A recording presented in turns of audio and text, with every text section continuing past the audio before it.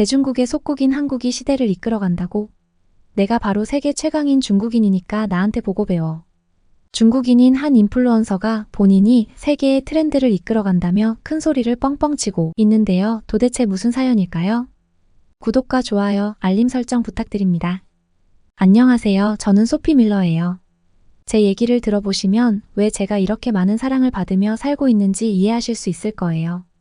사실 저는 어릴 때부터 조금 특별한 삶을 살았어요. 아마도 저희 부모님 덕분이겠죠? 제 아버지는 전 세계적으로 유명한 사진작가였고, 어머니는 한때 최고의 패션 모델이셨어요. 그러다 보니 저는 자연스럽게 예술과 패션 속에서 자랐죠. 어릴 때부터 부모님이 저를 데리고 다니시며 이곳저곳의 촬영장과 런웨이를 구경시켜 주셨거든요. 제가 6살 때 아버지가 밀라노 패션 위크에서 작업을 하고 있었어요. 그때 어머니도 그 쇼에 모델로 섰죠. 그날 저는 어머니의 뒤를 따라다니면서 화려한 옷을 입고 스포트라이트를 받는 어머니를 지켜봤어요. 어린 마음에 그런 생각이 들었죠. 나도 언젠가 저렇게 될 거야. 그렇게 저는 자연스럽게 패션과 사진을 좋아하게 됐어요. 아버지는 저에게 늘 말씀하셨죠. 소피, 카메라 앞에 설 때 가장 중요한 건 자신감이야. 그게 없으면 아무리 예쁜 옷을 입고 있어도 빛나지 않아. 저는 아버지의 그 말을 가슴 깊이 새기고 카메라 앞에 서는 법을 배웠어요. 처음엔 부끄럽기도 했지만 시간이 지나면서 카메라가 저에게 주는 자유로움을 느끼기 시작했죠. 기억나는 또 다른 일화가 있어요. 아버지가 저를 그리스의 산토리니로 데려간 적이 있어요. 그때는 아버지가 개인 프로젝트로 사진을 찍으러 가셨는데 저도 그 여행에 따라갔죠. 저는 그곳에서 처음으로 모델이 아닌 사진가의 딸로서 아니라 스스로 모델이 되어야겠다는 생각을 했어요. 파란 지붕과 하얀 벽의 배경, 눈부신 태양 아래에서 아버지가 제 사진을 찍었는데 그때부터 제 안에 숨겨져 있던 자신감이 폭발한 것 같았어요. 그 사진은 나중에 아버지의 개인 전시회에 걸렸고 사람들은 그 사진을 보고 정말 멋지다. 마치 한 편의 영화 같아라고 칭찬했어요. 그때 저는 깨달았어요. 내가 이 세상의 주인공이 될 수 있다는 것을요. 초등학교에 들어가면서부터 저는 친구들 사이에서도 독특한 존재였어요. 다른 아이들이 티셔츠와 청바지를 입고 놀이터에서 놀 때, 저는 종종 어머니가 만들어주신 특별한 옷을 입고 있었거든요.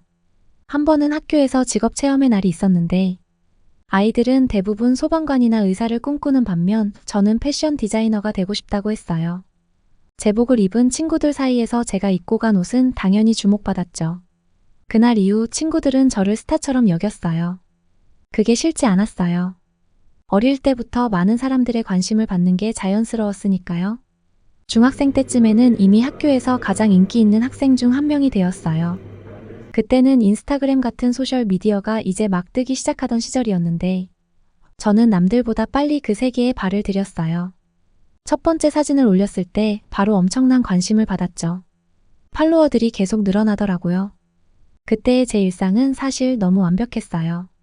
멋진 옷을 입고 친구들과 파티를 하고 가족과 함께 럭셔리한 휴가를 다니고 이 모든 순간이 SNS에 올라가면 사람들이 반응을 보여주었어요. 특히 기억나는 건 14살 때 가족 여행으로 파리로 갔던 일이에요. 그때는 제가 좀 더 성숙해지면서 아버지의 사진 스타일을 흉내내기 시작했거든요. 파리에서 찍은 제 사진은 그때까지 어떤 것보다 많은 좋아요를 받았어요. 친구들은 저를 보고 소피, 너 정말 멋져. 진짜 모델 같아. 라고 말했죠. 그리고 그때부터 저는 조금 더 의식적으로 카메라 앞에 서기 시작했어요. 단순히 사진을 찍는 게 아니라 사람들이 원하는 스타일과 이미지를 만들어가고 있었어요. 고등학생이 되자 제 팔로워는 점점 더 많아졌어요. 패션 브랜드에서도 저에게 연락이 오기 시작했죠. 그때부터 본격적으로 인플루언서로서의 삶이 시작된 것 같아요. 저는 브랜드와의 협업을 통해 제품을 홍보하고 패션쇼에도 초대받았어요. 어린 나이에 이런 기회를 얻게 되다니라는 생각이 들면서도 저는 이 모든 순간을 즐겼어요. 아마도 어릴 때부터 어머니와 아버지가 저에게 주신 예술적 감각과 자신감 덕분에 이런 기회를 누릴 수 있었겠죠. 그렇게 제 인생은 점점 더 화려해졌고 사람들은 저를 롤모델로 삼기 시작했어요. 친구들은 물론 인터넷에서 저를 팔로우하는 사람들도 저를 부러워했어요. 솔직히 말하면 저는 그게 너무 좋았어요. 인플루언서로서의 삶은 너무 행복하고 사람들의 사랑을 받으며 사는 것 자체가 하나의 축복이라고 생각했죠. 매일 팬들이 저에게 보내주는 메시지 수백만 개의 좋아요는 제가 이 길을 계속 가게 하는 힘이 되었어요. 하지만 그런 완벽한 삶 속에도 갈등이 없었던 건 아니에요. 부모님의 그늘에서 벗어나 나만의 길을 개척하고 싶은 마음도 있었죠. 고등학교 졸업 즈음에는 제 SNS에서 어머니와 아버지의 도움 없이 나만의 스타일을 찾으려고 애썼어요. 그때는 사람들이 너도 부모님 덕분에 이렇게 성공한 거지라는 말을 할 때마다 속으로 반항심이 생기곤 했어요. 그래서 저는 더욱 독립적으로 콘텐츠를 만들기 시작했어요.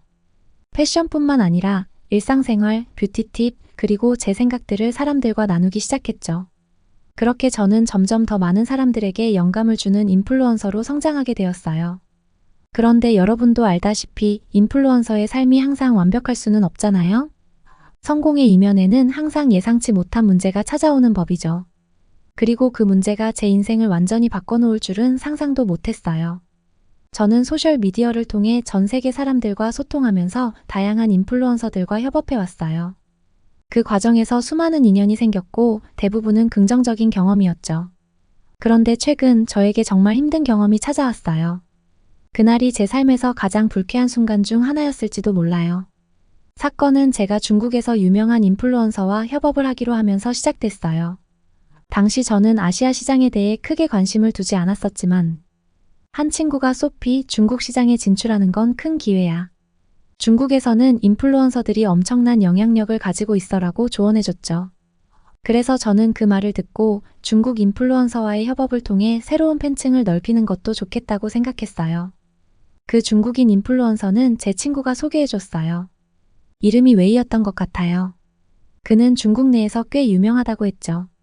팔로워 수가 수백만 명에 이르고 중국의 젊은 층에서 큰 인기를 얻고 있다는 소문을 들었어요. 그래서 저는 처음에 그와의 협업 제안을 나쁘지 않게 생각했죠. 하지만 막상 그를 만나는 순간부터 모든 것이 잘못되기 시작했어요. 첫 만남에서부터 강렬한 냄새가 저를 덮치고 말았죠. 그는 제대로 씻지 않은 것처럼 보였고 그의 옷은 어딘가 지저분했어요. 솔직히 말해서 저는 그의 옆에 있는 것조차 힘들었어요. 숨을 쉴 때마다 그의 채취가 코를 찌르는 느낌이었죠. 그 순간 저는 속으로 이 사람은 도대체 왜 이 상태로 나를 만나러 온 거지? 라는 생각밖에 들지 않았어요. 그리고 촬영을 준비하는 동안에도 그의 태도는 너무나 무례했어요. 촬영 전 저와 사전 협의도 제대로 하지 않았고 모든 것을 자기 중심적으로 진행하려고 했어요. 저와의 협업이 아니라 마치 자신이 주도해야 한다는 생각을 가진 것 같았죠. 예를 들면 소피 이 장면에서는 내가 이렇게 할 테니까 너는 이렇게 해야 되라고 명령조로 계속 말을 하더라고요. 그의 의견을 따르지 않으면 제가 무슨 실수를 저지른 것처럼 행동하기까지 했어요. 저는 그때부터 중국인들에 대한 부정적인 생각이 머리에서 떠나질 않더라고요. 그뿐만이 아니었어요. 위생관념이 완전히 다른 것도 문제였어요. 그는 촬영 도중에 물을 마실 때마다 물을 흘리고 음식도 함부로 다루는 모습을 보였어요. 그가 음식을 손으로 잡고 먹고는 바로 카메라를 만지려 할 때마다 저는 속으로 저렇게 비위생적으로 행동하면서 어떻게 인플루언서 활동을 하지? 라는 생각을 했죠. 그리고 그의 이런 행동이 계속 반복되면서 저는 점점 더 참기 어려워졌어요. 사실 저는 이 정도로 무례하고 더러운 환경에서 일할 줄은 몰랐거든요. 촬영 내내 그는 저에게 배려는커녕 오히려 저를 불편하게 만들었어요. 제 의견을 물어보는 일은 한 번도 없었고 모든 걸 자기 방식대로 하려고 했죠. 그는 촬영이 진행되는 동안 계속해서 스스로를 주인공으로 만들어가는 모습을 보였어요. 저는 그의 태도에 점점 화가 나기 시작했어요. 촬영이 끝난 후 저는 인사도 하지 않고 곧바로 집으로 돌아갔어요. 그와 함께 일했던 시간이 마치 악몽처럼 느껴졌다랄까요? 저는 그날 이후로 중국인들에 대한 부정적인 인식을 피할 수 없게 되었죠. 솔직히 말하면 그 한 사람 때문에 모든 아시아인들에 대한 시선이 나빠졌어요. 중국 사람들은 다 이런 걸까?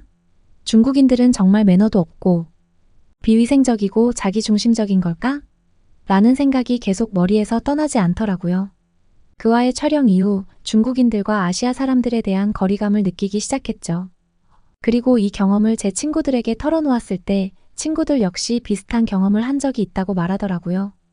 어떤 친구는 중국을 여행하면서 겪었던 이야기를 해줬는데요. 소피, 나도 중국에 갔을 때 정말 힘들었어. 중국인들은 대화할 때 너무 가까이 다가와서 부담스럽더라고. 심지어 씻지도 않아서 위생 상태도 진짜 엉망이었어. 길거리를 돌아다닐 때마다 쓰레기가 그냥 아무데나 널브러져 있고 사람들은 그런 거리를 보고도 아무렇지도 않은 것처럼 보이더라고. 이 말을 듣고 저는 더더욱 그들의 문화에 대한 불만을 느끼기 시작했죠. 또 다른 친구는 중국인들은 정말 매너가 없어. 특히 해외에서 관광할 때 보면 그들이 얼마나 무례한지 알 수 있다니까. 한 번은 호텔에서 쉬려고 들어가고 있는데 호텔 복도에서도 소리를 크게 지르고 음식점에서도 나는 줄을 서고 있었는데 내 앞으로 갑자기 확 들어오더라고. 규칙이나 룰을 전혀 안 지키는 거지. 라고 하더라고요. 그 친구의 말에 저는 고개를 끄덕일 수밖에 없었죠. 저도 비슷한 느낌을 받았으니까요. 특히 여행 중에 여러 번 중국인 관광객들을 만났는데 그들이 주변 사람들을 전혀 배려하지 않는 모습에 실망한 적이 많았거든요. 그때부터 저는 아시아 전체에 대한 부정적인 감정을 가지게 되었어요. 비록 한 사람의 경험이었지만 그 영향은 매우 컸어요. 그 중국인 인플루언서의 태도와 행동이 제 안에 남겨둔 감정은 쉽게 사라지지 않았어요. 그 이후로는 아시아 사람들과 일하는 것을 피하고 싶었죠. 또 이런 일을 겪으면 어떻게 하지? 라는 생각이 계속 들었죠. 그리고 그 사람과의 촬영 후 제가 올린 콘텐츠도 팬들로부터 좋은 반응을 얻지 못했어요. 평소와는 다른 낮은 조회수와 부정적인 댓글들이 이어졌죠. 제 팬들은 제가 평소와 달리 어색하고 불편해 보인다고 하더라고요. 사실 그 촬영 내내 저는 마음속으로 불편함을 느끼고 있었기 때문에 그게 화면에 그대로 드러났던 거죠. 결국 그와의 협업은 실패로 끝났고 저는 다시는 중국인들과 일하고 싶지 않다고 다짐하게 되었어요. 그 사건은 저에게 너무나도 깊은 인상을 남겼죠. 그 후로 저는 중국인을 포함한 아시아인들과의 작업을 거절하기 시작했어요. 아시아 시장에 대한 관심도 차츰 멀어져 갔죠. 그 사람과의 경험은 저에게 큰 충격을 남겼고 그때부터 저는 아시아인들을 피하는 것이 자연스러워졌어요. 하지만 인플루언서로서 다양한 사람들과 협업을 해야 하는 제 직업상 그 일을 피하기만 할 수는 없다는 것도 알고 있었어요. 그 사건이 제 마음에 남아 있었지만 제 커리어를 위해서는 결국 사람들과 협업을 해야 했죠. 그러나 그때의 부정적인 경험이 저에게 남긴 상처는 쉽게 사라지지 않았죠. 그 사건 이후 많은 아시아 인플루언서들에게 연락이 왔지만 모두 피했어요. 중국인 인플루언서와의 끔찍한 경험은 제게 큰 상처를 남겼고 아시아에 대한 편견이 생겨버린 이유죠. 그 한 사람 때문에 저는 모든 아시아인을 한 가지 틀로 묶어버린 셈이에요. 그래서 아시아에서 오는 협업 제안은 일절 거절하고 있었죠. 그러던 어느 날 한국인 인플루언서에게서 메시지가 왔어요. 이름은 준이었어요. 그의 팔로워 수도 많았고 SNS에서 꽤 영향력 있는 사람이었죠. 하지만 저는 처음에 그의 제안을 받아들이지 않았어요. 또 아시아인이라니 분명 중국인 인플루언서처럼 무례하고 불쾌할 거야 라는 생각이 들었거든요. 하지만 준의 메시지는 너무나 정중하고 저를 오랜 시간 동안 지켜보고 있었더라고요. 그렇다 보니 거절하기가 힘들더라고요. 제안을 거절하는 것도 쉬운 일이 아니었죠. 준은 소피 함께 멋진 콘텐츠를 만들고 싶습니다. 당신의 스타일을 존경하고 있고 저와 콜라보레이션을 하게 된다면 큰 영광일 거예요 라고 메일을 보내왔거든요.